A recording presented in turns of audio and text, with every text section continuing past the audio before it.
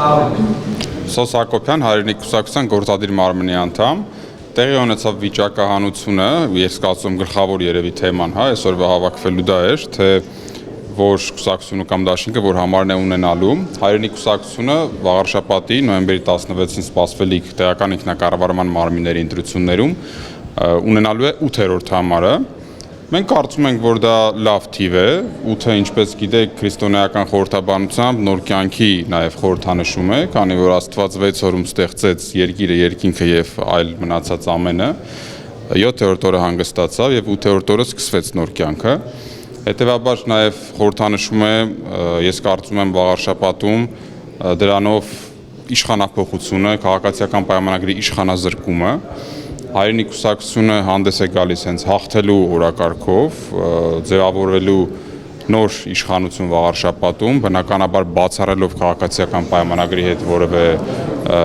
քաղաքական իմաստով համագործակցությունը, դա երևի ավելորդ է անգամ ասել։ Մնացածը արդեն ես կարծում եմ հիմնական քարոզչական աշխատանքը առջևում է Խաչիկ Մանուկյանի գլխավորությամբ,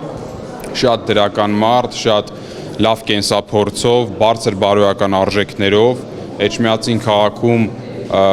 տարբեր հանրության տարբեր շերտերի կողմից շատ հարգված, որի մասով մենք շատ գոհ ենք, շատ հպարտ ենք, որ հենց տենց մարդ ունենք մեր առաջի համարում ցուցակի, իր գլխավորությամբ թիմը գնալու է անելու է իրենից կախված ամենը, որպեսզի արժանանա Էջմիածնի վաղարշաբաթ համայնքի բնակիչների վստահությանը։ Հիմա դուք 8-րդ թիվը նման կերպ մեկնաբանեցիք, սա նոր մտածեցիք, թե այնուամենայնիվ կար ի սկզբանե, որ եթե 8-ը լինի նման ձևակերպում եք կար։ Նկատի ունեք պարոն Հովակիմյանի հետ պայմանավորվածություն ունենք, թե չէ, որ 8-ը լինի, ես էլ սա ասեմ, եթե այդ հարցը չէ, տենց պայմանավորվածություն չկար, չկարող էր լինել թիվ, որ չլինել որևէ խորհրդանշական հանգամանք, հիմա 8-ի հետ կապված կա, նաև 8-ը գիտեք, որ հավերժության խորհրդանշում է, այսինքն ինքը լավ թիվ է, դրական էներգիայով այս պահին օրինակ մեզ երկու հատ է անհավասար այնուամենայնիվ չի լինի հաստատական գործընթաց այդ առումով, որովհետև ներկայացումները չեն կարողանալ փակցնել իրենց հետ։ Գիտեք, իհարկե կա անհավասարություն, ի բնե պայմանները, երբ որ երկու ընդամենը հնարավորություն կա այդ բիլբորդերի, անհավասար են, բայց ես չեմ կարծում, որ այդ մեկ բիլբորդի առկայությունը որոշիչ է լինելու։ Այո, առավելություն է, ով որ ստացել է վիճակահանությամբ երկուսը, ունի փոքր առավելություն, բայց այս այն դարը չէ, որ դրանից կախված ինչ-որ մեկը դառնա համայնքի ղեկավար կամ ձևավորի մեծամասնություն կամ չձևավորի։ Պարոն Հակոբյան, եւ նաև տեսակետները հնչում, որ իշխանությունն է ասում է հանրապետություն կուսակցությունը, որ թույլ չեն տալի Գյումրի 2 լինի Էջմիածնում, վաղարշաբաթում, մյուսներն ասում են, որ պետք է հարակյալ լինի։ Կա քննարկում արդյոք կամ սկսվելու է ընդդիմադիրների միջև, որ օրինակ եթե ինչ-որ մեկ առավելագույն ձայները հավաքի, բայց անցողիկ 50%-ը չգնացի միանձնալ չկարողանա ղեկավարել, մյուսները կմիանան կոալիցիա։ Նախ հասկացա, նախ շատ բացասական եմ վերաբերում նման հայտարարություններին, դատապարտում եմ, քանի որ դա հակաժողովրդավարական հայտարարություն է, ինչ է նշանակում Գյումրի 2 չի լինելու։ Գյումրիում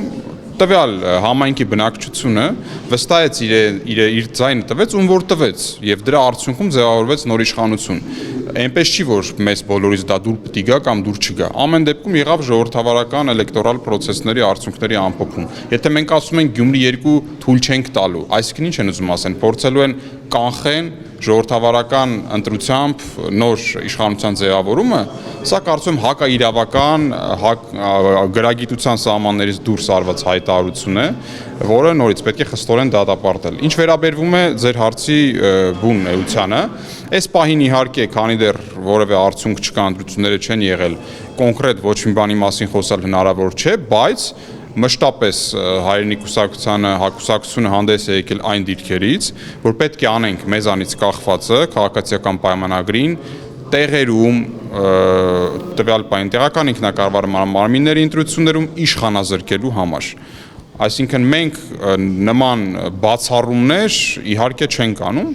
կգա ժամանակը արդյունքները կամփոփվեն, քաղաքական կոնսուլտացիաները կսկսեն եւ մեծ հույսով ենք, որ դրա արդյունքում Էջմիածին համայնքում կդադարի իշխանություն լինել քաղաքացիական պայմանագիրը։ Պարոն Հակոբյան, իսկ Խաչիկ Մանուկյանի հնարավորությունները ինչպես է գնահատում, իր մարդկային որակները դուք նշեցիք, իսկ ընդհանուր առմամբ ինչպես է գնահատում հնարավորությունին միանձնյա հեռացնել Նիկոլ Փաշինյանին Խաչիկ Մանուկյանի դեմքով։ Տեսեք, մենք անելու ենք մեզանից կախված ամենը, որ պարոն Մանուկյանի գլխավորությամբ թիմը հավաքի